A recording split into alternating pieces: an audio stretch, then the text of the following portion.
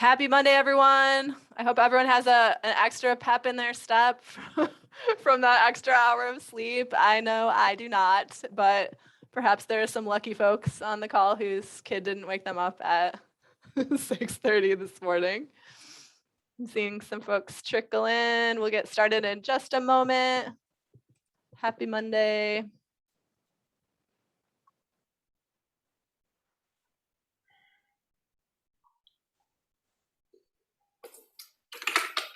Good morning. Good morning, everybody. And if you, I'll just say this now, but I will say it again. If your Zoom login doesn't match the login that you used with the AETC and you want continuing education credit for this session, go ahead and put your name in the chat. I'll ask y'all to do that at the end as well, just to make sure that everybody gets what they came for. I know y'all are going to get a whole lot more than what you came for, but that part's important too. Good morning, everyone. All right, it's so good to see so many folks here who've been attending these webinars regularly.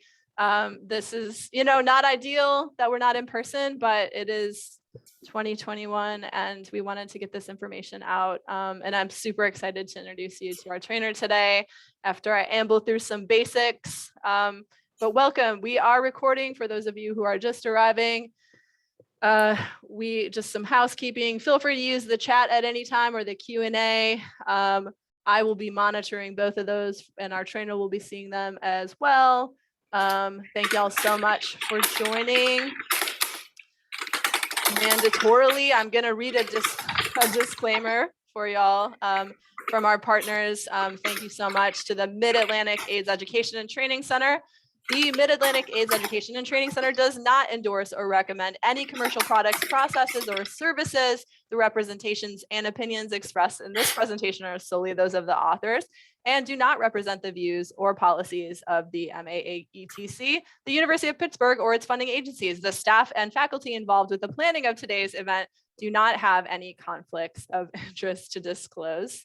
Thank you very much. And just as a reminder, if you are here because among many reasons, you would like to receive continuing education credits for social work or nursing in Maryland, you will need to attend the entire training. So Zoom tracks your attendance. And like I said, if you're using a different name than your Zoom login to register with MAATC, just go ahead and put your name in the chat. You can also just say good morning. That's fine too. And you'll have to attend this whole training. And then after the training, if this is your first time, you will get an email from me with an evaluation in it. As I always mention, confusingly, there is an auto-generated evaluation that you'll get immediately after the training, but that's not the one that's linked to your CEUs. So please just wait for my email. And then I will also send any follow-up information that you request, including the recording of this training during today's training. So why are we here today? Like I said, there's lots of reasons, but I wanted to let everyone know, in case this is your first time with us, that Montgomery County is an ending the HIV epidemic priority jurisdiction. And that means that we are trying to reduce the number of new HIV infections in the county by 90% by 2030. We are in good company here in the region with our partners in DC, Prince George's County, and Baltimore. Working on ending our epidemics as a region. As we know, jurisdictional boundaries are not extraordinarily meaningful for a lot of the things that we talk about today. So we're not in this alone, we're in this together. Our plan to end HIV in Montgomery County and in all of the EHE jurisdictions has 4 pillars, trying to diagnose as many folks as possible, as early as possible, treat those who are diagnosed with HIV as early and effectively as possible, prevent new infections using all the tools in our toolkit, which we'll talk about more today, and respond to clusters and outbreaks with our public health system. Montgomery County's plan to end HIV is publicly viewable on our website. Of course, I'll follow up with an email that has that. But our key domains of work this year, this has been our first year, is really focused around raising awareness among people who are not specialists in HIV, that we still have a persistent HIV epidemic in the county, and that everyone who lives here, especially those of y'all who do social services and healthcare in the county, have some responsibility in helping us support people living with HIV and get folks diagnosed so that they can stay healthy. if you zone out right now after this slide and you have to remember a few things about HIV, if you're new to the topic or you haven't thought about it since the early days, which is totally awesome. If you're here, thank you. We need you back in the fight, in the struggle. Remember that HIV is a treatable disease. It's not a death sentence anymore. Maybe that's common knowledge to some, but I do meet people living with HIV who put off getting tested because they were afraid that HIV was still what it was in the 90s, and so much has changed. So most people living with HIV can expect to take 1 pill a day these days. There's also an injectable on the market, more coming down the pipeline. People living with HIV who are virally suppressed, who have had access to and are taking medication to a point where it's undetectable, cannot transmit the virus to others, in addition to staying healthy and living long, healthy lives. HIV stigma is still extremely prevalent, still prevents people from talking about HIV and sexual health, still prevents people from getting tested, getting treated, and talking to their patients about HIV, and seeking prevention options that are really effective. So another thing to keep in mind is that even though the CDC has recommended routine opt-out HIV screening for people since 2006 and has constantly affirmed that with updated recommendations, most clinicians are still not screening their patients routinely for HIV, and Montgomery County is no exception. And lastly, pre-exposure prophylaxis is available. That's PrEP. It's a once daily pill that will help folks prevent HIV infection if they are HIV negative. And even though it's out there and very, very effective, uptake has been very low. We'll take questions. I just want to give y'all one question as you're listening to our trainer today. The question about whether you are or are not serving people living with HIV, it may be in your head right now. And the truth is that if you are practicing social work and social services or healthcare in Montgomery County, you are serving people living with HIV. You definitely are. 1 in 9 people living with HIV don't know their status in Montgomery County. So the question isn't, are you serving folks living with HIV, is how can you help them get what they need to stay healthy and well? And I want to just emphasize that we're all part of that. If y'all are in Montgomery County, you can visit us anytime at Dennis Avenue Health Center. I'll give you a personal tour of the facility. We accept referrals. We don't turn anyone away. We have free and low cost HIV medical care, HIV STI testing and treatment, dental care for people living with HIV. We do have a PrEP clinic that's free or low cost depending on insurance. You can connect with us directly here. We have a website, doitforumc.org. We are having an open house in honor of World AIDS Day.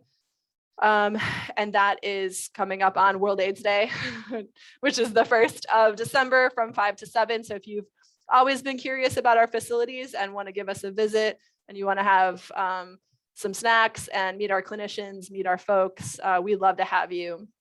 So I would love to see y'all on World AIDS Day. And now I've talked a lot, and you are not here to hear my voice again, like you do every month. So I want to introduce our trainer today, who I'm super excited about because Lee is is a friend and someone who I trust to relay information in a way that really gets to the heart of the matter.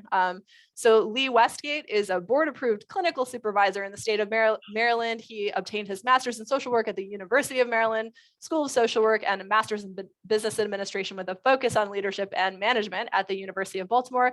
He currently serves as a clinical instructor at the University of Maryland School of Social Work and has participated in LCSW-E-sponsored National Trauma Task Force work group that focused on the intersection of ethics and trauma-informed practice. Additionally, he was awarded an immersion fellowship through Boston University to study addiction and behavioral health. Teaching is of central importance to Lee. Y'all will see that today.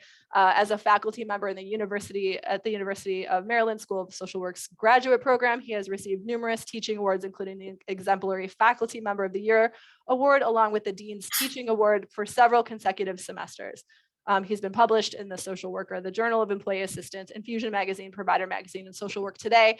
I have had the pleasure of sitting in on one of Lee's classes, and it was awesome. And so I just want to say thank you, Lee, for being here today. I'm going to give you sharing power. Oh, that's very exciting. Which I should have done before. And I will monitor our chat and Q&A. for questions, and I suspect that you will see that as well. Let me know if you can share. All right. I I'll do take believe myself I off have the video. power. All right, cool. Can you see my slides okay? I can, and I'm going to take myself off video right now, but I All am right. still Okay. here. Well, first and foremost, I want to thank you for the opportunity to be here today. It's an honor and a pleasure to be part of this work. I do have to say that it is quite honestly a humbling and ambitious topic to talk about really what I want to conceptualize as person-centered care for people living with HIV.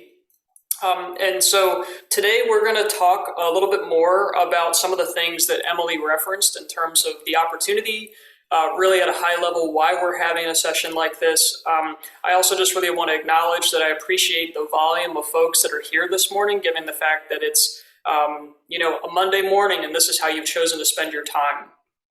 There's a lot of things that I hope that you can take away from this conversation, and many of those things have been referenced by Emily with the respect that this work is not new work and this work is hardly done. And we'll be talking about some of the things that are certainly, impacting people living with HIV. We'll be talking about some things that are, especially relevant to care in this moment. We're also going to go through some basics.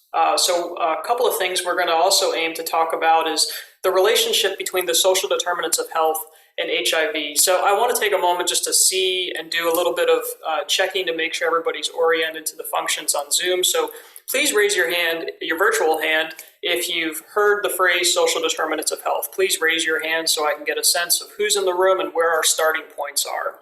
Okay, so lots of different hands are going up. If for some reason that this is a new concept to you, don't worry about it. We're going to distill and unpack that. And I'm quite confident that when we do unpack these concepts, that these are things that you've seen affect the clients and the communities that you've served. So we're going to be talking about those relationships between the social determinants of health and HIV risk, and just general outcomes, and just the important role of social care. We certainly cannot have any sort of training around the topic of HIV without talking about disparities in outcome, disparities in care, and particularly disparities that are unique to what's happening in our current situation in Maryland. A few moments ago, the theme of stigma was referenced. Stigma is so important. And just one other question so I can get a sense of who's in the room. Raise your virtual hand if you are a social worker. I'm just curious how many people here are social workers. I'm seeing the numbers tick up. Okay. And even if you're not a social worker, I'm about to sort of indoctrinate you into the world of social work. You can't go to a social work training without hearing the word stigma and to really think about how stigma plays out in health and health outcomes. Now, a few moments ago, you were provided with some references about resources that we can link our folks to. What I want to really get to more toward the second part of today's session are like ways that we can open up conversations and ways that we can engage folks that are affected by HIV, folks that are living with HIV, and folks that may be at risk for HIV. And so one other theme that we're going to be thinking about is how we can align our work and our disciplines, right? Just what we do every day with the continuum of care. And one thing I really, really hope that you can take away from today and through all the different conversations and trainings like this is that there's no one role, right? There's no one discipline that is really tasked exclusively with preventing and or supporting people living with HIV. There's no one discipline that's in charge of it. And so each of us, whether we work in social services, whether we work in medicine, whether we work in nursing or social workers, so on and so forth, or whether we're community health workers or advocates, we all have a role in how we support and how we talk and how we engage. And so that's one thing I really hope that you can take away from today. And as we talk about the continuum of care, we're also going to be talking about linkage to care, and we'll unpack that a little bit. So raise your virtual hand really quickly if you're good with this agenda, if this sounds okay to you, because you're on the bus now. So that's good to hear. All right, so let's dive in a little bit more. So y'all have access to the chat. All right, so the good news is in the world of Zoom and in a session this large, right, I can see your names and those kinds of things. And if you haven't done so already, please feel free to include your pronouns and your names just to make sure we can address one another and support one another. So that would be wonderful. So here's what I'd like for you to put in the chat right now. No right or wrong answer. And, you know, one other thing I really want to make sure to underscore today is, and we'll talk about this again in a few moments, is everybody here has a starting point, okay? Everybody here has been exposed to differential paths toward learning about HIV. Everyone here has had different experiences with supporting folks who are at risk for or maybe living with HIV. Everybody has a different starting point. And so one thing we will not do today is we will not make anyone feel less supported for things that we don't know. Okay, so I really want to make sure that we're on the same page, that we're going to support each other with our learning. Okay, so some of you have already started to do this, but go ahead and drop in the chat, what are some of the hardest parts of supporting people living with HIV? And I'm going to do my best to try to track some of those things. So just go ahead and drop in the chat, what are some of the hardest parts?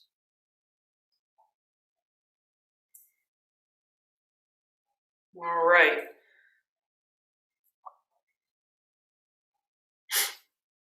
See a couple of things here. Stigma, disclosing, I'm taking disclosing status, addiction. All right, hardest part is people that are economically disadvantaged. It could be hard to find resources. Absolutely, so lots and lots of resources here. Getting people to go, do we mean getting people to go to get linked with care? Is that what we mean?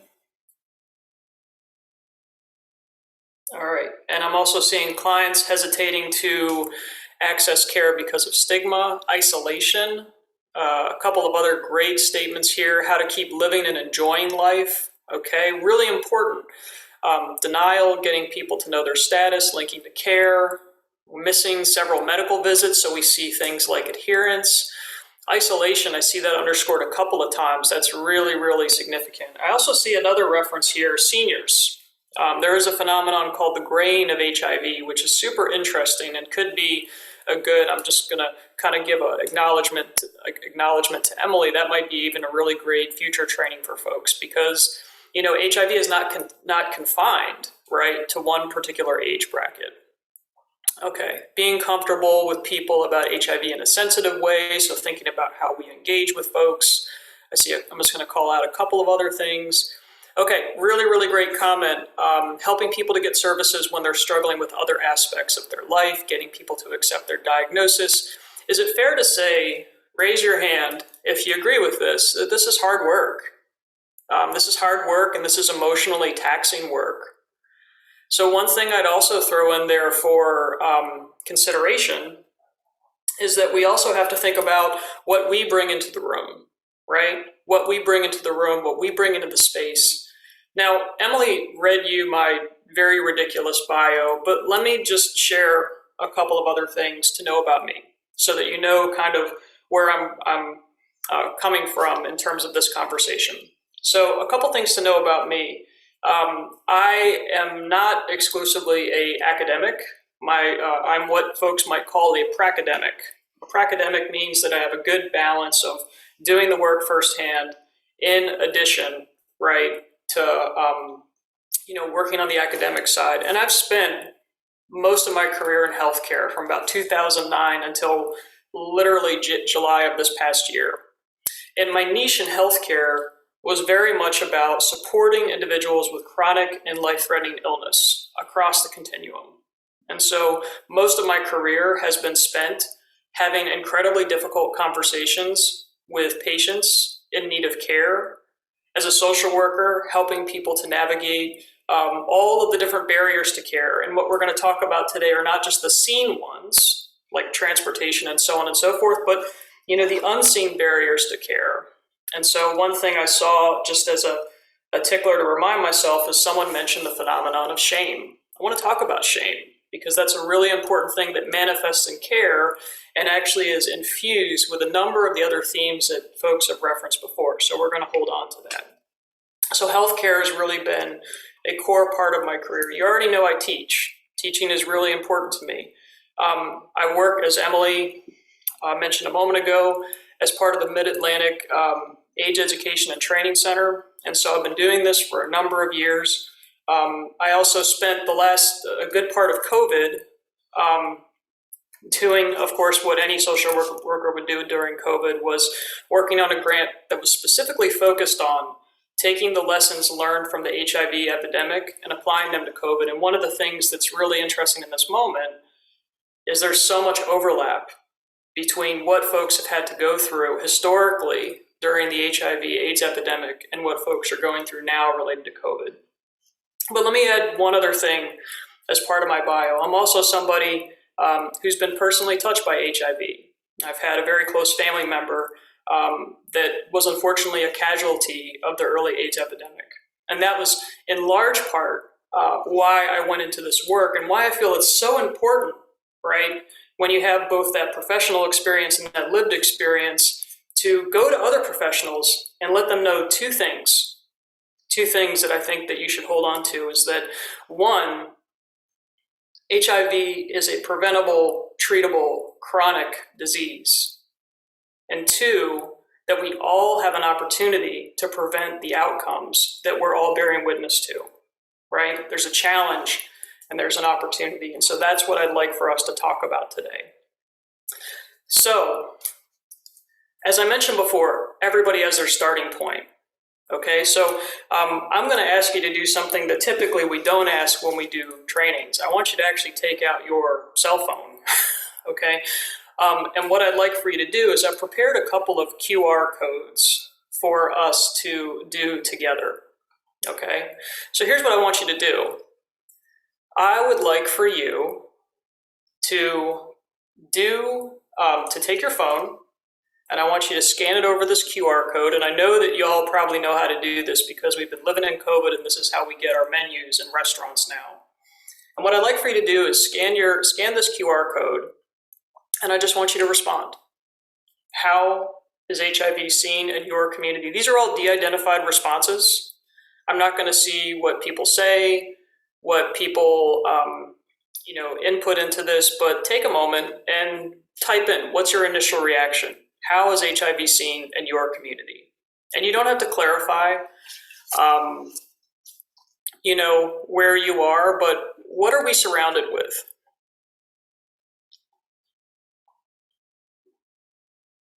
And what I will do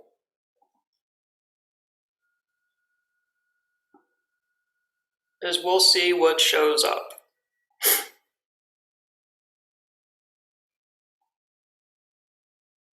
Okay, and Emily, I'm going to lean on you. Can you see this okay? Yes, I can. All right, awesome. So we are going to see associations, what's happening in the social context. And again, no right, wrong answer, none of that, right? But let's just have a sense of the starting point, right, of the social context that we're in. As a social worker, one of the things that we often talk about is we talk about the phenomenon of a person in context, right? So that, an individual, right, doesn't exist just in a vacuum, right? But we have social circumstances. We have a culture around us. And one thing that I think is really, really unique about the phenomenon of HIV, and I'll give folks a few more moments to respond, is that you have this kind of paradox. Care is actually improved. I don't know if folks know this, but it's actually easier to treat HIV than it is to treat type 2 diabetes. It's actually easier to treat HIV than it is to treat type 2 diabetes. Both are chronic, pervasive health conditions, right? But both have a different context, a different narrative around them. In the world of HIV, our care has gotten better. To some extent, not everywhere. Laws have improved. But what's really interesting about HIV is that the outcomes don't really match those evolutions, right? So let's take a pause here for a moment. It didn't take you all that long to populate this sort of visualization. And what's really unique about this word cloud, just for context, is the bigger the word, that you see here, the more that folks have like amplified that. So what we see front and center, right, is stigma, negative, shame, right, not seen, chronic treatable. We also see references to gay men, right? These are the same narratives. This is the same seemingly unchanged social context that was so much entrenched, right, during sort of the before times, we might call, or during the olden days of the epidemic. Promiscuity, hidden, right? All of these kinds of things. But I want to talk about shame just for a moment, okay? So I just have to be nerdy just for a moment. Shame is a really interesting thing. Shame is different, just for awareness, as we're going to talk about stigma, because we're going to talk about barriers and supporting folks. Shame and embarrassment are actually two separate things, right? Embarrassment is how a person feels in public, right? When they're, where there's an audience to what's happening for them. But one of the things that distinguishes shame from embarrassment is shame is the stuff that people carry into their private world. And the other thing about shame is not only is it something that is experienced not necessarily with an audience, but without an audience, right? It's something that's experienced in isolation, right? Which is it's no coincidence, right? That folks living with HIV also experience extreme isolation, risk of isolation compared to other chronic health conditions. But the other thing about shame is that shame affects us in such a way, it's almost a physiological reaction, right? You feel it in your body. But shame affects us in such a way that it compromises our ability to assign language to our feelings. Raise your hand if virtual hand, if you've ever worked with someone, maybe a person living with HIV, and they're guarded. So I'm going to just give you a couple examples. They're guarded. They don't share. They're afraid. They don't communicate with their providers. I could go on and on with all of these different examples. You ask a question and it's really hard to elicit an answer. You ask somebody how they feel and it's really difficult for them to articulate their emotional response. We might see a whole bunch of different things. Those things, right, absolutely, they do not know how they'll be accepted. Shame is one of those things that shows up in a world deeply saturated with stigma. And what happens, right, and this is really relevant when we start to think about how do we help with someone to have, a quality of life, right, or wellness, or to live with, right, because many people live very successfully and very effectively with the diagnosis of HIV. But how do we get somebody out of crisis? You can't do that if we don't recognize that there's a deep sense of shame. Now, I'm not saying that the solution is for us to pull someone out of that experience. What I am saying, though, is, as we'll talk about, there are things that each of us can do to really have a more effective approach to work with someone who may be experiencing some of these things. So let's go down the rabbit trail a little bit more. Okay. So let's do maybe one or two other of these. Okay, we'll talk about healthcare settings. All right, so here's what I'd like you to do. I want you to scan this QR code real quick fast. And again, all de-identified, no right or wrong answer, but how comfortable are you discussing sexual health and wellness with your clients? 1 equals no comfort, 5 equals very comfortable. So go ahead and let me see what your responses are for that.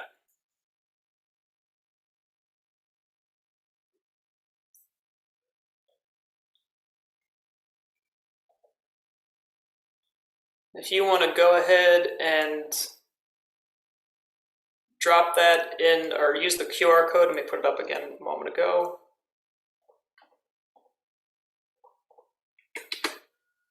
Okay, if you want to scan that QR code real quick fast, and let's just see what pops up.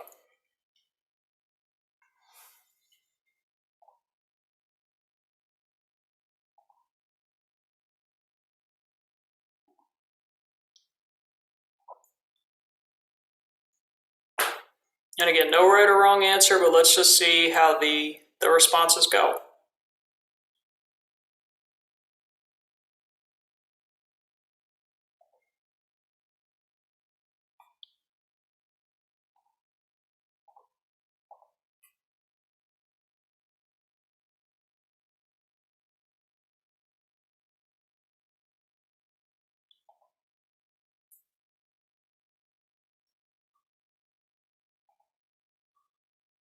So I'm going to toggle back and forth a little bit.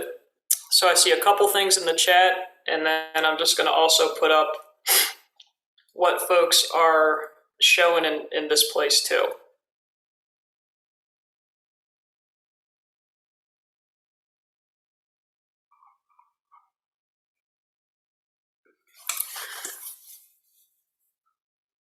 Now, really interestingly, I put how comfortable are you discussing sexual health and wellness with your clients? How many people included their comfort with supporting trans folks in their assessment? How many people included supporting, you don't have to answer, but just to think about that. How did you think about sexual health and wellness? Did you think about that on a binary, kind of male, female, heterosexual health and wellness? These are all really key considerations in terms of broadening that perspective. Now, some folks, when we ask questions like this, we get a range of different responses. I'll tell you right now that in clinical training for a lot of folks who are going into the field, there's almost no training around sexual health and wellness, or even maybe perhaps you may be very comfortable and confident in supporting folks, but perhaps you're working with providers or medical professionals that are not. As Emily alluded to a few moments ago, diagnostic, routine testing, right, is one of the gold standards for prevention. But how often do we think about that and make sure that folks have access to that, right? So there's lots of different considerations for us to think about. So let's go down a little bit. Let's go a little bit further. Here's one more. I'm just curious. If you can scan your QR code one more time. And then I'm just very curious, are there any aspects of HIV-related work that you feel you need more support with? Anything maybe that we didn't nominate before? Scan the QR code and just type in your response. What are your blind spots? Issues, people, populations, all of those kinds of things. Again, information is de-identified. Just want to get a sense of where folks' starting point is.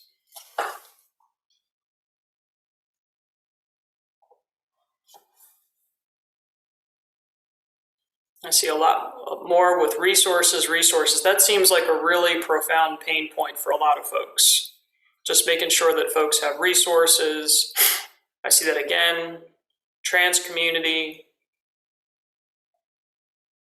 Okay, let's see what else pops up here.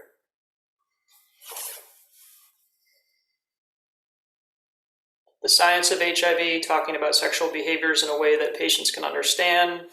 Partner notification.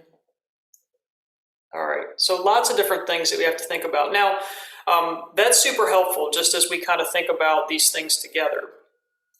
And again, everybody has their starting point, right? That's one of the things that I really want us to take away from everyone has their starting point. Additionally, in the world of HIV, HIV is intersectional to so many other different challenges that people experience.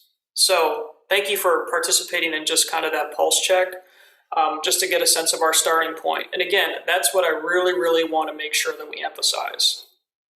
Okay. Providing care to our clients. So that's another kind of assumption for us to think about. Providing care to our clients, patients, and communities, it really requires a good amount of unlearning. So just as we started a few moments ago, thinking about all of the different ways, absolutely, and to your point, it's important that people feel comfortable. Thank you for sharing that, Juliet. Providing care to our patients' communities and it requires a good amount of unlearning, right? And just as we kind of got a sense of what what has been that context, that communal and cultural context that people are inundated with. It also requires a good amount of unlearning for people seeking care, right? Because, even though this whole business of treatment and care has really changed outcomes and trajectories, that reality is not being effectively socialized in our larger culture. So here's a few things that I just want to use as a guiding framework, and some of which have been alluded to, and I'll be amplifying based on what Emily shared before. Again, HIV is a preventable and treatable chronic health condition. The capacity to prevent and assess for HIV is contingent upon access to routine testing. Okay, that's one of the best ways that we can prevent and help somebody or help somebody to know their status. A third point, a guiding framework, is stigma associated with HIV is not just harmful, right? But it's costing lives, and it's also preventable when we think about this business of how important it is for us to educate about this chronic health condition in a way that is current, in a way that can offer hope, and also in a way that can crystallize, right, and amplify some of the barriers to that reality. A fourth point that's really, really important, and we're going to talk about today, is a person and community's risk. Is one of the things that's unique about HIV is it doesn't just happen at the individual level. It usually happens in sort of communal clusters, and we'll talk about that. Maryland's actually a really good case demonstration for that. But a person and a community's risk for HIV and HIV transmission is intrinsically connected to harmful social forces. So in conditions that are entrenched in racism, homophobia, transphobia, etc., right? HIV thrives. HIV thrives in conditions that are saturated with discrimination, bias, and some of those harmful forces. Another really important point for us to think about, which many of you have already alluded to, is a person's difficulty with adhering to care is deeply connected to their psychosocial circumstances.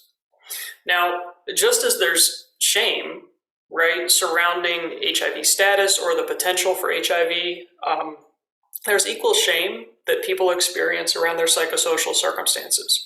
Things like poverty, things like being affected by homelessness, so on and so forth. And lastly, this is the part where you all come in. Successful treatment for people living with HIV is not dependent upon making our clientele do more work, right? Folks are facing so many different barriers and so many different challenges, but instead, successful treatment for people living with HIV is dependent upon our capacity as providers, as advocates, to transform the way that we deliver care. The onus and responsibility is on us. I don't know if folks have ever heard this adage, and if you have, I'm going to ask you to never adopt it again. How many people have ever heard the adage, don't work harder than your client? Raise your virtual hand if you've ever heard that before. Don't work harder than your client.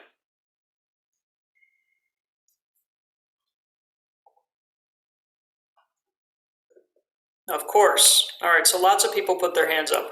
Okay, now I heard that too when I went through training, and I'm telling you that you have to. You have to work harder than your client, okay? You have to do everything that you can to support the person that's negotiating so much. All right, so I want to take a minute just to look at what's our status in Maryland. What's happening in Maryland, and some of which Emily alluded to related to Montgomery County. So one thing that's really unique about Maryland is that we have a lot of healthcare. Okay, we have a lot of hospitals, we have a lot of clinics, we have a lot of urgent cares, we have a lot of healthcare. We actually have more healthcare systems than a lot of other states throughout the country. And that's something that actually was to our benefit during sort of the peak and acute phases of COVID, all right? But we have a lot of healthcare. But what's really interesting is that having a lot of healthcare actually doesn't do a lot for changing HIV outcomes. right? So folks mentioned, and I'm pretty confident that many people here are working at the community level. So having those kinds of systems, right, those really don't actually improve health. It's all of the other stuff that needs to be built in the infrastructure in community. So despite having lots of care, lots of specialists, this, that, and the other, we still have significantly high HIV rates. And this is Montgomery County here, which is very much in the red, okay? Here's my little city of Baltimore over here. And again, you see this clustering phenomenon, but there's lots of different reasons why places across Maryland have a clustering phenomenon. But again, that's something that's really important to know. Another thing that's really unique about HIV is that it has a phenomenally disparate impact on people and populations. And so one thing that we don't actually have a good handle on because of the pandemic is what happened during 2020. All right. So it's very possible, for instance, that we may see stats that are suggesting numbers are going down, but I would actually suggest that 2020 is going to be a story yet to be told. There are so many people that were not able to access services, not able to access community-based services. And so it is very likely that our trends in HIV will follow some of the trends that we're seeing in mental health, in substance abuse, and so on and so forth, which all of those rates are going up significantly. So 2020 is a story yet to be told. These metrics do not factor into that. But what I want to pull away from this is that the case demonstration, so to speak, for HIV having a disparate impact around people and populations is perhaps, unfortunately, best demonstrated by racial disparities. African Americans are about 31, give or take, % of the population in Maryland, and yet 71% of people living with HIV are African American. And I know Emily has some updated metrics around that, which we'll get to that. But really, really important, again, for us to see that relationship between those structural forces and what's happening with HIV. Another thing that I think is really, really important for us to understand, and this is something that has implications for the community level, is that we have a really ineffective way of capturing population-wide data. So when I ask folks about just, areas where folks may need more training, whether that was LGBTQ plus folks or supporting trans folks, kind of populations that are, not typically centered in HIV care. But one of the areas where this is really, really glaringly obvious is when we look at population-wide metrics of the percentage of people living with HIV, and it's always divided between male and female. With, right, you see in the red here, with the highest percentage being male-to-male sexual contact. So this is not a presentation in statistics, all right? But what I want to really isolate for each of you is the way that we look at people and populations, the way that we capture data, the way that we don't even ask critical questions, right? It really, really has significant implications for the way that we teach, the way that we support our community members, and so on and so forth. And we do not effectively capture population distinctions, right? And when you actually step away from inaccurate representations like this, what we actually see is trans Black women are among the highest risk for HIV transmission. And that's where we start to see some of those intersectional concerns. But I just want to kind of highlight this, that there's a relationship, right, between what's happening on the ground and what's happening population-wide. And we could go on, right, about disparities and so on and so forth. But what I really, really want you to hold on to, at least from this macro perspective, is it's essential, right, that when we think about HIV, when we think about preventing HIV, when we think about responding and supporting people living with HIV, it's essential that providers and advocates develop a deeper awareness of how these big picture forces are affecting people living with HIV, right? So I want to kind of pause there just to, and I'll lean on my co-host to see if folks have any questions or anything before we go forward, or does this kind of make sense? If you want to give me a thumbs up if you're with me and it makes sense, feel free to put some questions if folks have questions. But I wanted to make sure that people just have a sense of what's happening, just big picture across Maryland.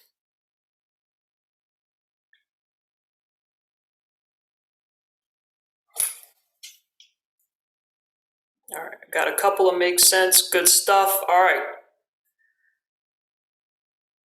Good stuff. All right. So we've got kind of a big picture stuff. And I also know that a lot of the work that each of you are doing is really in the community, right? Really working with folks, really having that direct relationship with people. So I don't want to, one other thing that I want us to recognize is that when we talk about the big picture consists of so many real lives lived, right? And sometimes when we talk about the big picture, we don't get the same contact and the same immersion, right, in the real lives lived.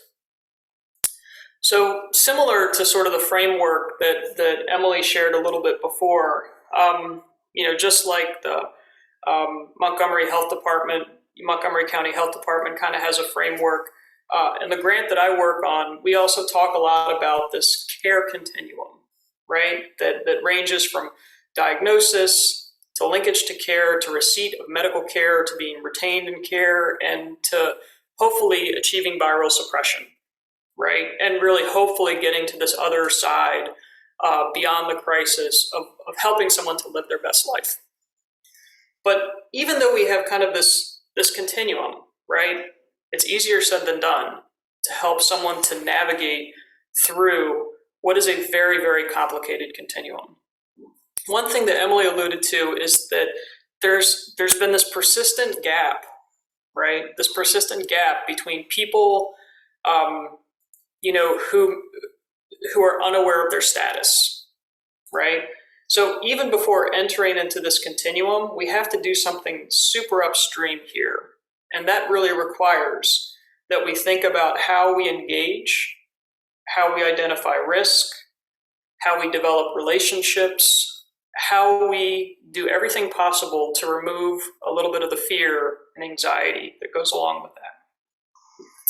So some of these things we've mentioned before, but one thing I also want to underscore is, HIV is hardly new, right? But it's impacted by a bunch of different things. And one of which is what we call the social determinants of health. Now, everybody here, even if you weren't familiar with that particular phrase, I'm quite confident is aware, right, that the conditions in which we live, work, and exist in has a great bearing, right, on our health. That can include everything from access to health and healthcare, to the quality of our communities, to whether or not we were able to complete a high school education, to economic stability, to what's happening in our larger neighborhood, right? That the conditions in which we live, work, and exist in has a great bearing on our individual well-being. Another thing that has had a great bearing on the social determinants of health, obviously, is COVID, right? In terms of, fragmentation of care, in terms of disconnection from support.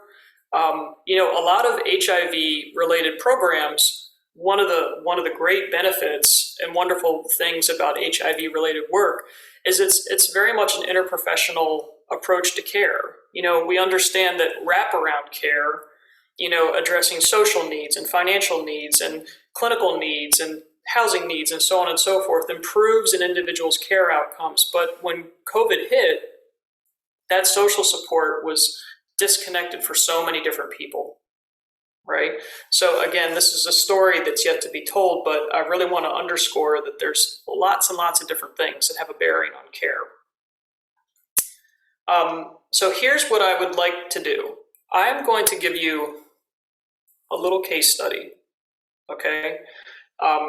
It's an opportunity for us to step away from the big picture for a moment and to think a little bit about how these kinds of challenges could show up in our immediate space. So here's what I'd like you to do. Take your phone and take a picture of these questions. I'm going to present you with a brief story about a person named Tracy. This is a de-identified case that's kind of an amalgamation of a bunch of different cases that I've worked on over the years. And here's 4 kind of priming things that I would like for you to think about. First, what are your initial thoughts and reactions? What aspects of Tracy's story relate to HIV? What are some potential barriers to care for Tracy? And lastly, what would you not want to do in your attempt to help Tracy? So I want to phrase that question a little bit differently than I typically do. What would you not want to do in your attempt to help Tracy? So let me jump forward here. Again, you can take a look at Tracy's story. Tracy is a 20-year-old African-American male who self-referred to your organization. I'm assuming, kind of a general referral to organization. During your initial interview, he reports that he came to seek help at the urging of a friend because he feels like everything is out of control with his health. He openly shares that he's had a difficult time keeping a job and managing his finances. He reports that he's been feeling low and hopeless. He has a history of 1 suicide attempt at the age of 18.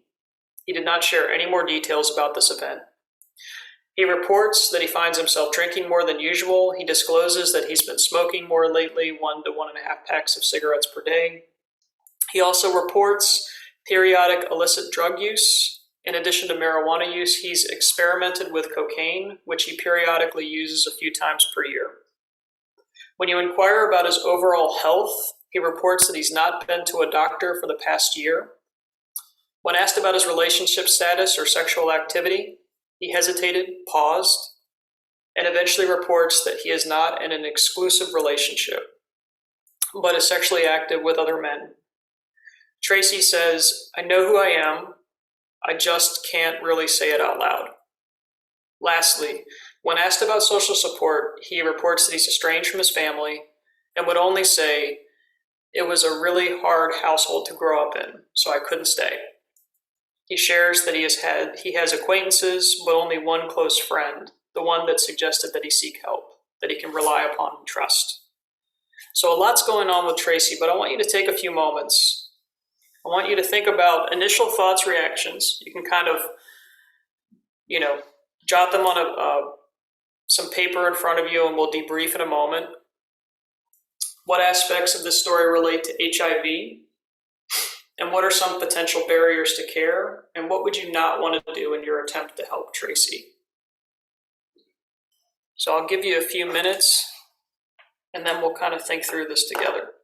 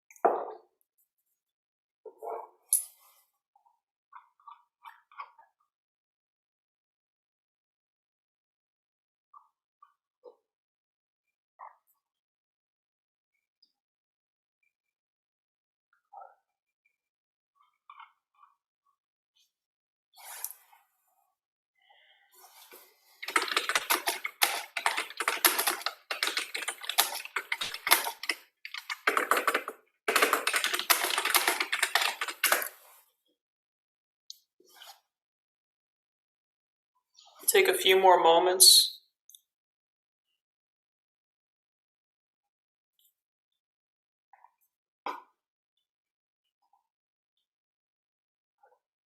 Now, I know folks are probably organizing their thoughts a little bit, but let's start with just some reactions. Drop in the chat. Initial thoughts, reactions. 1 to 3 words. Where did you go when you saw Tracy's story? What was your initial thought, reaction?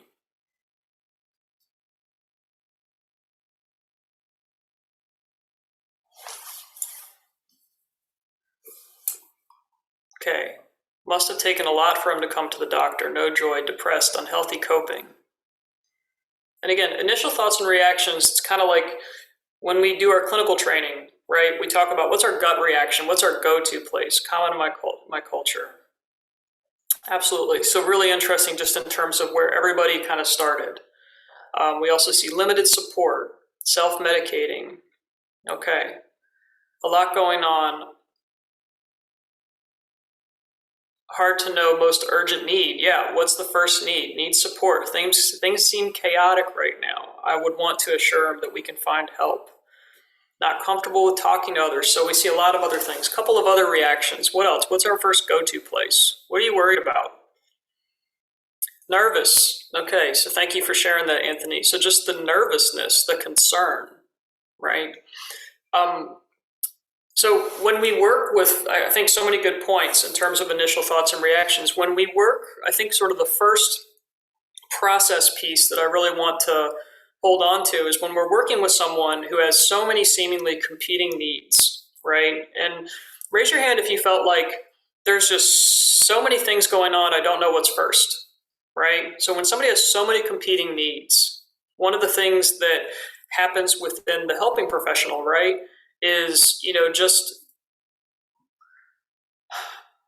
feelings of anxiety, right? Feelings like I'm not sure what's the right move, right? So really good response. First, just listen. So what's our go-to place? When we're working with someone, again, with so many competing needs, we have to really evaluate what's our go-to place. Where are we going first?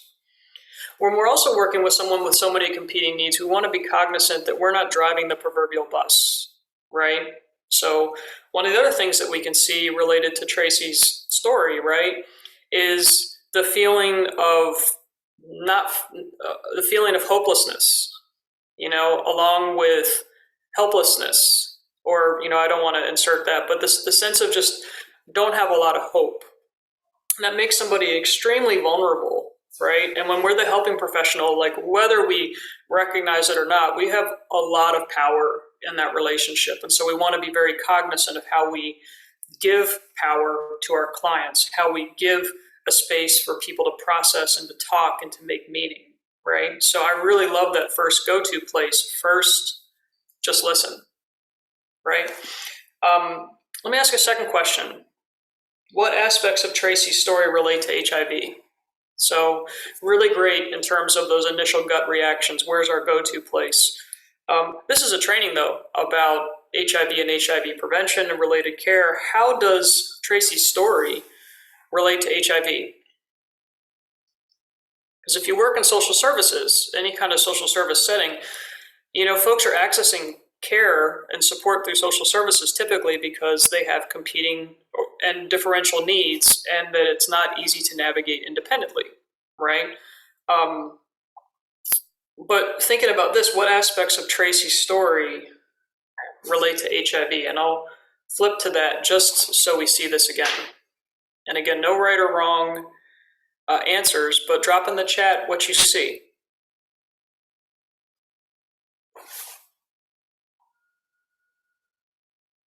And really good point there, Bonnie. Thank you for saying that. Stigma, willingness to be honest. Does Tracy feel safe? I love that you kind of planted a really important seed around safety, right? Willingness to be honest. It's a risk for people to tell their story. So drop in the chat, though, how the aspects of his story relate to HIV. All right, so a couple things coming in. He's been sexually active, but hasn't been tested in the past year. Sexually active without receiving care and checkups. He's likely to be vulnerable to contracting HIV, but it's probably not the most urgent issue. Okay, so drug use, absolutely.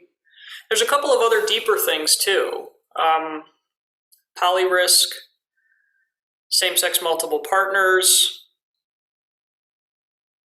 There's a couple of other things that we might worry about related to HIV and Tracy's status.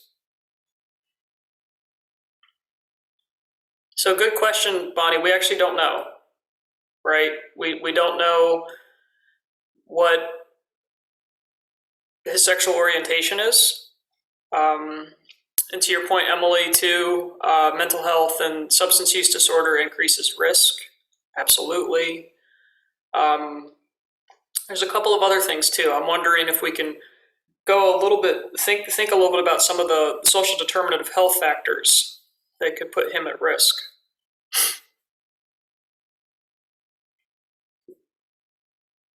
But absolutely mental health. And we'll talk about boom, Bonnie, lack of stable housing. Yes, likely to experience homelessness. All right, so one thing we might worry about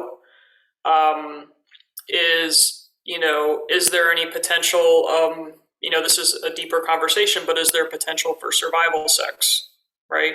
So we also know, for instance, that there's economic vulnerability. We know that there's housing instability, right? Lots of different things, low medical engagement, no insurance, which impacts, right? Really great point, Whitney. Thank you for that, my friend. Which would impact preventative strategies, PrEP, PEP, etc. Right? So lots of different things here. I want to pull a little bit social isolation. Again, this is where we start to see that connection. When you start to look at the individual stories of the people that we serve, we start to see the very deep connections between someone's psychosocial circumstances and the risk for either not being able to access preventative treatment, not being able to access post-diagnosis, so on and so forth. But we see that strong relationship, between, what's happening in somebody's life and their health status. And really good point here. Tracy reports it's challenging to maintain a job. It makes me think about lack of healthcare access. Really great point too, right?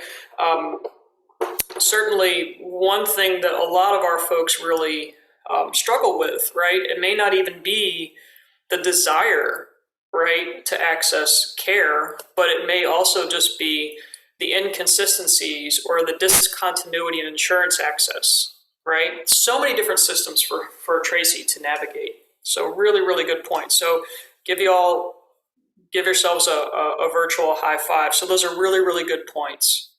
One other thing I also want to highlight here, when we're working on a case like this, it's so important for folks to have interprofessional collaboration and to talk through and brainstorm some of these different challenges. It's very, very difficult, I think, for providers when they're working by themselves and also, trying to support somebody who has, just so many different competing needs. So just really want to acknowledge too that it's so important for folks to have that collaboration. At a practical level, some of these things folks have already highlighted, right? There's a lot of things that we need to provide Tracy with. Everything potentially for, how can we stay safe, to maybe there's mental health and behavioral health concerns, to financial assistance, to PrEP and PEP and so on and so forth, right? There's so many different things that we could provide Tracy with, but there's also another challenge, right? So there's actually two parallel challenges in supporting people. One, what comes first? Two, what kind of solutions would be the right recommendations? But then three, we also know, raise your hand, your virtual hand, if you think that Tracy might be a little overwhelmed by life. Just raise your virtual hand. I'm overwhelmed. You can have the best solutions in the world, but if we don't think about how to adapt them in such a way to support somebody, we're going to lose them. That's the other piece too. We're going to lose our ability to make those connections too. So we have to start with a connection, which I think that each of you are doing every day. And let's add to that. Let's deepen that a little bit more. So again, we can have the best solutions possible. We can have the best care possible, right?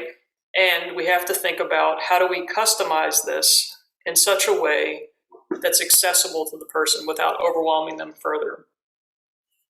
So in the grant program that I work on, the preparing the future, we have developed sort of this framework for what we hope that professionals can really adopt, right?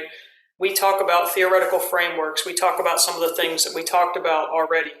We talk about trauma-informed care, which we're going to have an acknowledgement to in a few moments. We talk about interprofessional practice. We talk about the continuum of care, which we highlighted.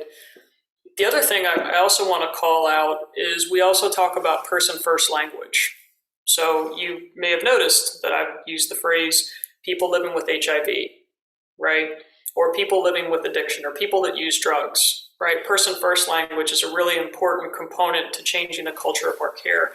What we really want to get our professionals to are this place of being able to do prevention, of being able to assess barriers for care, and being able to do all of these different things to give people the best outcomes. I do want to sort of speak for a few moments about trauma-informed care, which is so important. Raise your hand just out of curiosity if folks have ever taken a training on trauma-informed care. Just curious. How many people have actually taken a training on trauma-informed care? Wonderful. I don't believe that you can do HIV-related work without understanding a few things about trauma. So I'm not going to belabor you with the very boring SAMHSA definition. That's not to throw shade on SAMHSA, but it's a very boring definition. But I do like the work of folks like Bessel A. van der Kolk, who many folks have probably heard of his book, The Body Keeps the Score, Brain, Mind, and Body and the Healing of Trauma. I love this definition that he offers because it has so many different implications for when we're working with people affected by trauma. Van der Kolk said, traumatized people chronically feel unsafe inside their bodies. The past is alive in the form of gnawing interior discomfort. Their bodies are constantly bombarded by visceral warning signs, and in an attempt to control these processes, this is the part I like, they often become an expert at ignoring their gut feelings and in numbing awareness of what's being played out inside. They learn to hide from themselves. Now, Tracy gave us some clues, right? Some clues about estrangement from family, some clues about likely the trauma secondary to dealing with all of these psychosocial stressors. He gave us enough clues, even if he didn't. Trauma-informed care is perhaps one of the best universal precautions when we're working in human service organizations, when we're working in social work, when we're doing community work. Because the lesson of trauma-informed care is that trauma is not rare, right? Trauma is incredibly common. And I think that when we're working especially around the world of HIV, we're often working with folks that have dealt with significant compounding trauma. So a couple things about trauma that's really, really important to know that relates to engaging and working with folks. Trauma makes a person feel hypervigilant, right? Bessel A. van der Kolk kind of alluded to this. It's like a switch has been switched on, you can't switch it off. And one of the things that people need to be able to do to get through their life is they basically need to be able to triage what should come first, second, and third. That is kind of connected to our executive functioning, but when folks are impacted by trauma, it's really, really hard to get beyond survival mode, right? Because you're contending with so much. In the world of mental health, trauma increases the potential for fragmentation. It makes it really difficult to organize things, and it can also yield what's called low distress tolerance. Many people who have to navigate social services and all of the wonderful programs that are incredibly complicated around social determinants of health, many people have to navigate these incredibly complicated programs, all of which often require waiting and patience and tolerance for exceedingly frustrated systems. And so when we think about that, having that trauma-informed lens is really important because a person can't get through the system if it's hard for them to tolerate aspects of the system, and it's important for the helping professional to know that. You've probably worked too with people who have a difficult time remembering things in terms of time, memory, perception. Trauma affects those things too. Trauma can make it difficult for someone to tell the story of their life. Sometimes you may be working with someone who's omitted like a big chapter in their life that seems super relevant, but they didn't raise a flag about it.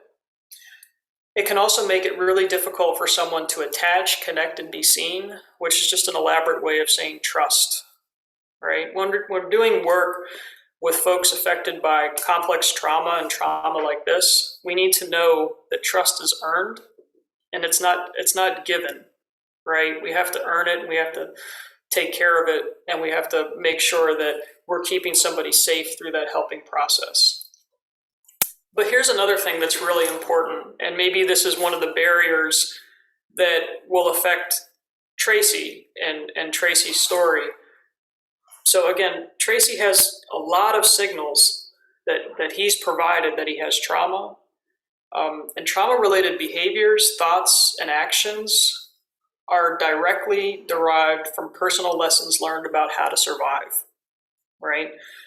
And personal lessons learned about how to survive make it difficult for folks to reach out, make it difficult for folks to engage in new things, make it difficult for folks to trust, right?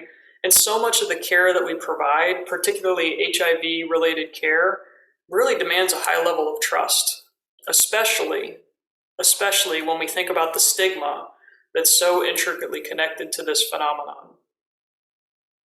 So Emily's going to also provide some of this information to each of you, but I want to highlight a few things that are really important when we're working with someone who may share aspects of Tracy's story.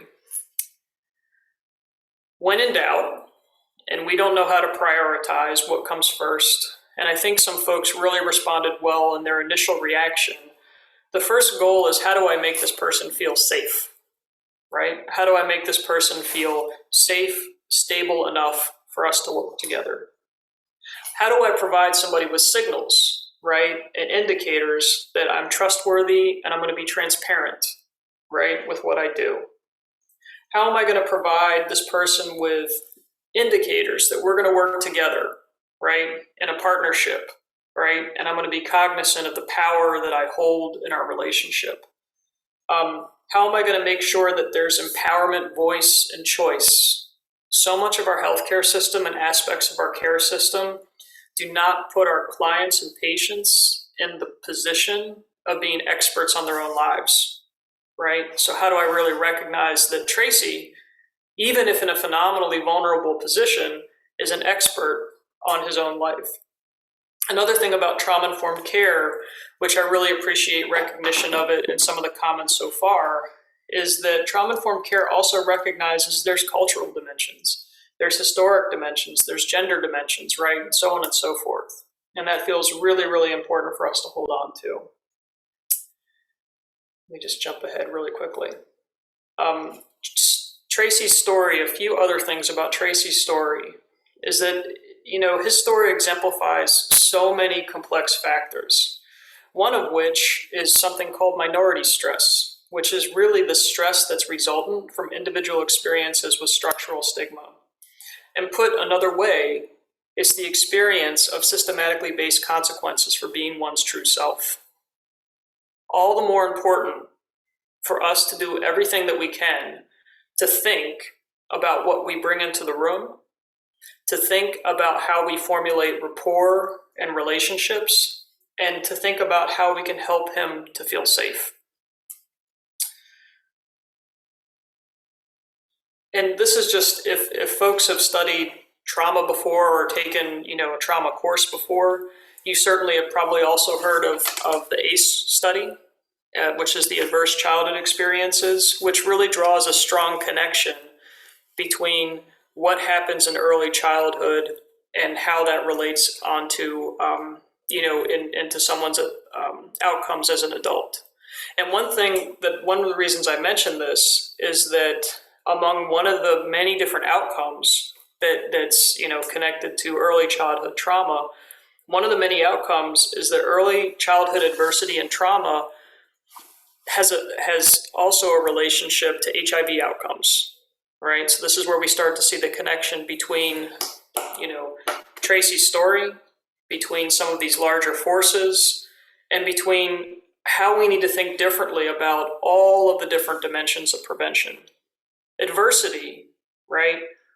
Going further upstream, adversity is a really important factor for us to pay attention to. The stress that people are experiencing and the ways that we can alleviate some of those stressors to support them. So I hope, as we kind of come full circle, and we'll pause for a moment to kind of wrap up and those kinds of things, but I hope that a couple of takeaways that folks can have is that what may show up for someone, right, in terms of their individual stressors, in terms of their psychosocial stressors, how someone may show up, right, what's on the surface, that it's really, really critical that we think about that person's story, that we think about what's happening in their life, and we also think about how we can sort of get inside and behind kind of what's on the surface. So put together things that could help someone in Tracy's situation. One is we have to think about how we ask questions differently. We ask, in trauma-informed care, we talk about asking the question of what happened rather than what's wrong. We prioritize safety through the exchange. We recognize that the behaviors, right, that Tracy may be presenting with, or our clients like Tracy may be presenting with, are typically a product of coping and not choice. There's a lot of moralistic language that often gets infused in HIV-related care and so on and so forth. But we need to be cognizant that how someone may be showing up, again, may be a product of coping rather than choice. When we set goals with someone, right, when we set goals for prevention or when we set goals for linkage to care, we want to make sure that they're collaborative goals, and we want to make sure that their goals are achievable, right? And we're not contributing to a larger pattern of frustration. When we ask questions, when we engage with folks, especially when we see those signals of guarding and protectiveness or stigma, shame, so on and so forth, we want to be really cognizant of how we ask questions and to make sure that if we have to ask what can be felt as a probing question, that we explain why we're asking this and why it's useful to know about that. We also want to, again, recognize that trauma really, really impacts the way that someone thinks, the way that someone experiences things, their behavioral and overall well-being, and that folks, with multiple vulnerabilities really need differential support and understanding from that perspective. And lastly, also exhibited in Tracy's story is that there's a lot of interdependencies between his troubles, right?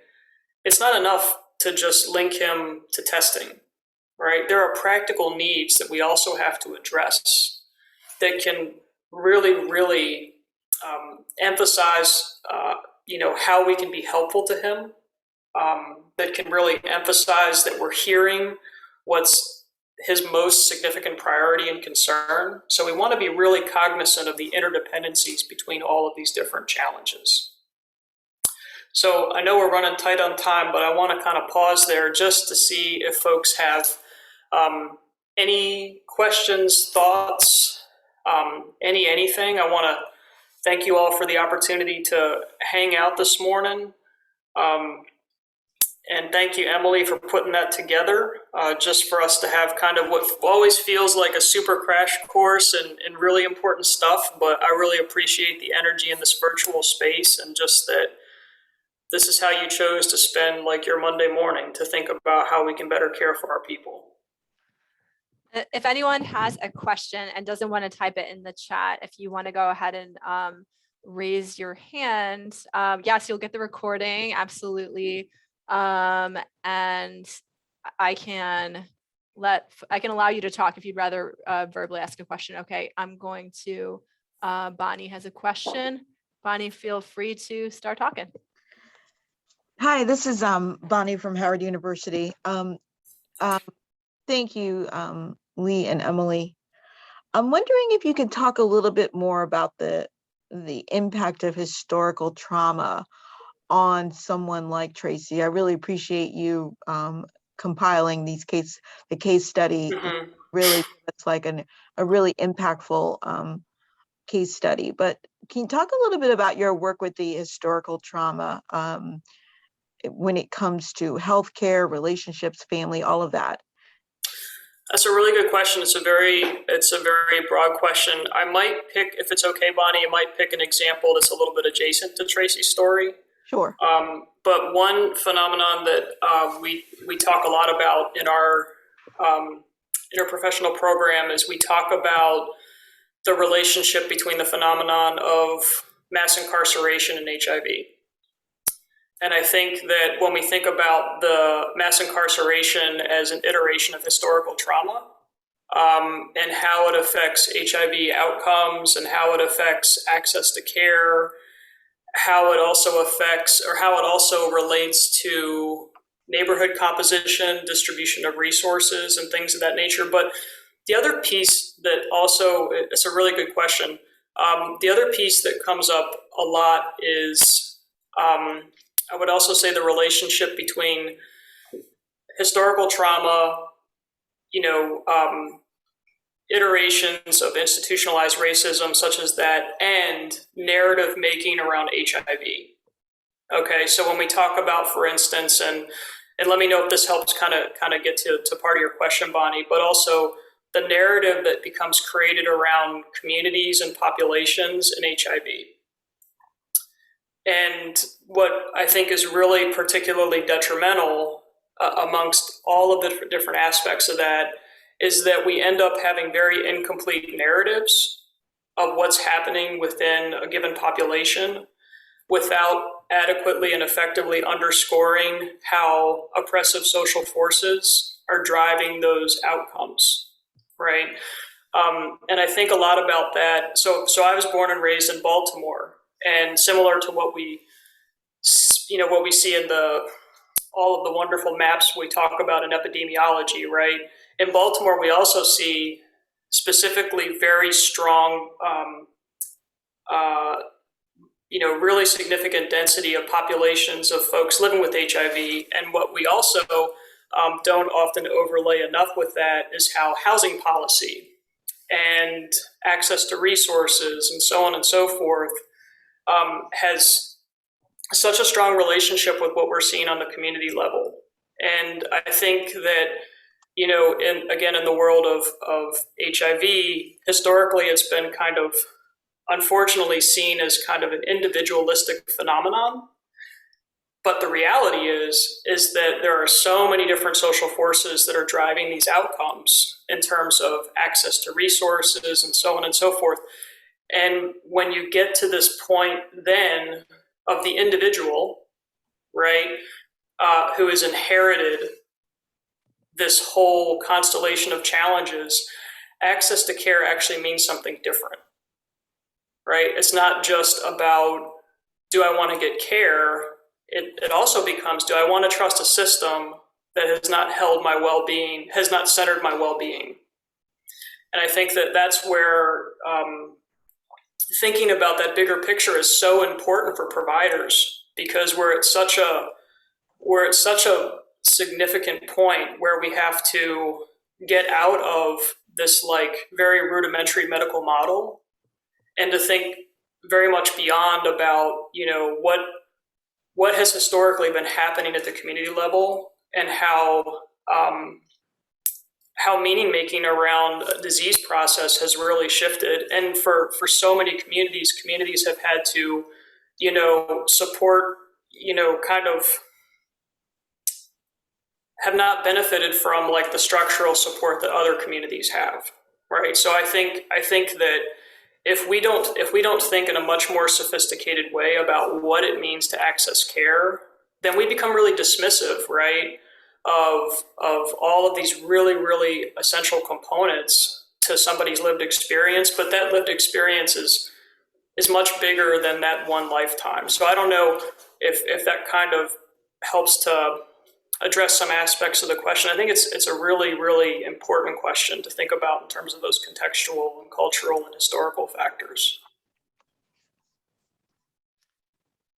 Thank you, Lee, and thank you, Bonnie. And if anyone else has any questions, feel free to raise your hand. I would just add to that there's the historical trauma of the communities we serve and the impact of that historical trauma on our workforces in social services and healthcare as well. I think COVID has really highlighted that, the incredible power dynamic between the front lines and those folks who are representing and often a very intentional way representing the communities we serve, but they're not gaining power within our organizations. And that has a huge impact on these interactions as well. So I think, thank you for. I really appreciate you mentioning that too, Emily, because, we often also, it's a really important consideration. We also have created this false narrative that providers and patients don't share lived experiences. So, and that we all live in the same ecosystem, right? And the unique stressors that providers, that may share some aspect of lived experience feel, right, also really demands our attention and awareness as well. So I think that, COVID has really, underscored that too, right? That we're all in the same proverbial ecosystem, and that false divide between patient and provider, it doesn't exist. And I think also when we start to see, well, hopefully we won't, but if we start to see a skyrocketing rate of HIV-related health disparities secondary to COVID, that's going to have another series of complex impacts on providers, who have already been doing incredibly difficult work. So I do think that's a really important thing to lift up and center as well. Yeah, thank you so much. And again, questions are still welcome. And I do want to just say, again, thank you all so much. Lee mentioned, it's a Monday morning, this isn't a traditional time to have a training like this, but I hope that that he and I a little bit have imparted that y'all are the HIV workforce in Montgomery County. Those of you who are out there from Montgomery County, and for those joining from adjacent jurisdictions, you serve our folks too. And Montgomery County is centering our response to HIV in an analysis of self-analysis of equity too. And I encourage everyone to check out our plan to end HIV and to join us if this is a moment where you're thinking about, do I serve folks with HIV? Can I serve them better? By all means, work with us. I will find a way that we can partner in this endeavor. So we have a few years ahead of us with these resources and this funding. And I know that there are 4,000 people living with HIV in the county who need us all to work together. And I know that some folks that we serve, you also serve. And you might be that person that they feel safest with, right? You might be that person that they feel comfortable telling a larger part of their story to. And if that's the case, I am really excited that you're here today and we want to connect. If anyone has any questions, I'm looking for more raised hands. Of course, feel free to use the Q&A or the chat. This will be recorded. Again, if you're seeking continuing education credits, please look for my evaluation that comes directly from my email. And I'll send y'all some follow-up information with Dennis Avenue's contact information. I see really great feedback. Thank y'all so much. Lee, it's a pleasure. Thank you so much. It was a pleasure to, someday we'll all meet in person, but I just want you to know, so appreciate everything that you do every day. So appreciate that you're here. If you've ever had a moment where you're like, I'm not seen, or people, don't always get what we do, just know, I totally appreciate you, respect what you're doing, and your work is difficult, and you're also you're also in positions to help people every day in ways that you don't even get a chance to see that. So thank you for everything that you do. Thank you all so much. Have a wonderful rest of your Monday. All right. Stay safe, folks. Thank y'all. All right. Bye. Bye.